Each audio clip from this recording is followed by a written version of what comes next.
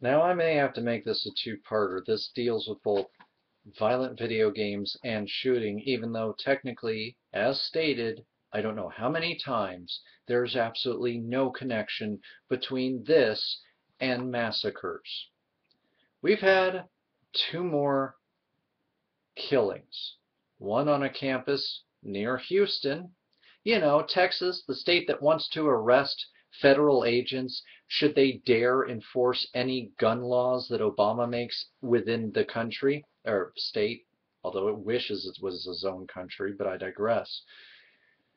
The ones who think, oh, the gun laws are fine where they are at, we don't need to close those loopholes in gun shows, yada yada, and that gun regulations is really conspiracy talk for gun, gun confiscation, despite the fact that neither are mutually exclusive or even have anything to do with each other. I used to be absolutely 110% pro-gun. I'm definitely pro-responsible gun ownership, but with the society we have compared to places like Denmark and Sweden and Switzerland, we're not anywhere near a place where we could have no guns except for the criminals and still have a place where we have ridiculously low rates of homicides versus versus having everybody with guns being responsible gun owners and restricting the rights of those who prove that they are not responsible gun owners. The Homer Simpsons of the world that would open a beer with their gun and so on and so forth.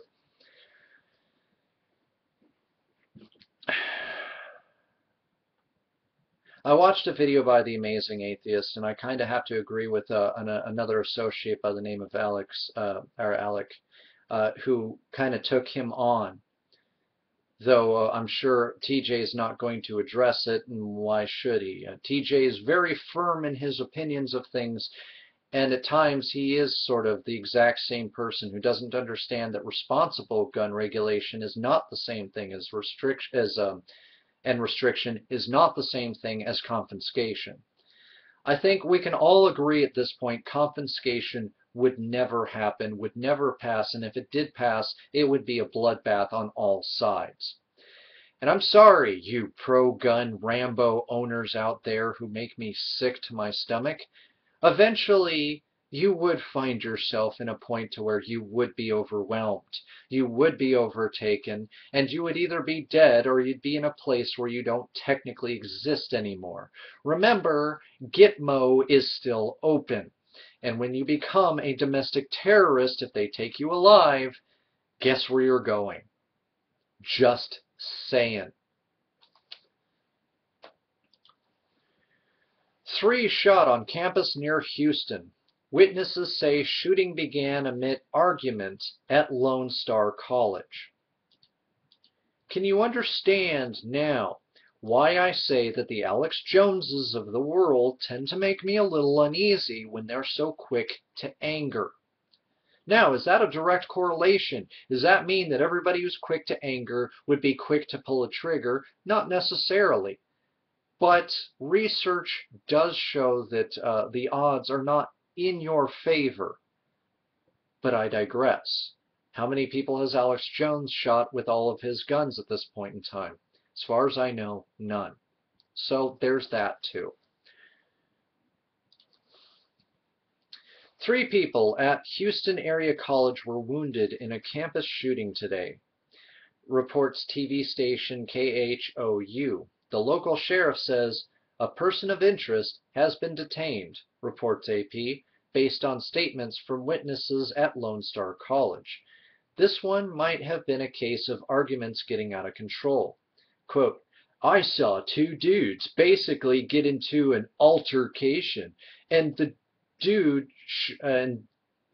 that shot, he basically got angry and started shooting the other guy, says one female student who I made sound like a surfer because she used the word dude. The school remains on lockdown. Link to the article would be down in the underbar because I want to take a more full look at this second shooting that just happened, which was in New Mexico, a place where my son's mom happens to be residing. So, that's my take on things. I'm no longer one of these people who detests the idea of more responsible gun regulations and gun laws. I don't, though, want to take everybody's guns away. And obviously, I know the reality of if we tried to do that. This would go from a very, subversive civil war to an actual civil war, and nobody's going to win in that situation. But to sit here and say there's just too many guns, there's too many ways to get them, for us to close loopholes, for us to fix this system, that's just an argument from ignorance. That's trying to say, well, the way I see it, well, the way you see it is not the way the data sees it, is not the way that the situations see it, is not, in fact, the way that reality sees it. I understand that I'm probably pissed people off by talking about regulations of any type. But I can't plug my ears anymore. I can't cover my eyes anymore. I can't pretend that that is an adult way to operate on this situation.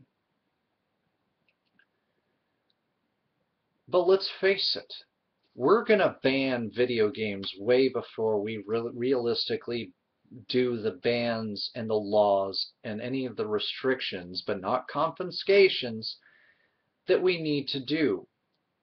Because we're going to blame games. We're going to continue to blame games even in spite of my challenge, which I wish was a national challenge that people could try to make happen, so that we could have a national dialogue. And when we find that most of the science that is trying to prove a direct correlation between video game violence and real life violence,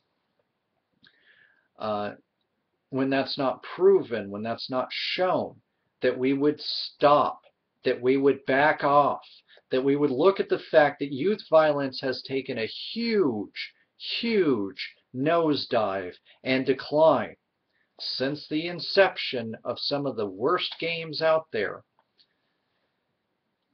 and be adults about this. Instead of, I don't like violent video games because all that blood and swearing, it's just icky. Well, it's not for you. Don't buy the game if you don't like it. Don't buy the game for your child if you don't like it. Read the ESRB rating. Read the descriptor boxes. You fought for them, and now 2/3 of you aren't even willing to use them because parenting is too hard. Ugh, jeez. God, sorry for being unprofessional here, but I just get so itchy in these hot lights I have in my studio here, so you'll have to excuse me for that. But I guess I would end this by saying, you're the parent. You're the adult. Here's an idea. Instead of just simply blaming this and shifting the blame for any and all of the mistakes that you've made, why not act like the parent and the adult? You might be surprised what that will do to this country, to your kids, and to everything else that's involved when you take personal responsibility for your stake in your parenting. Just saying.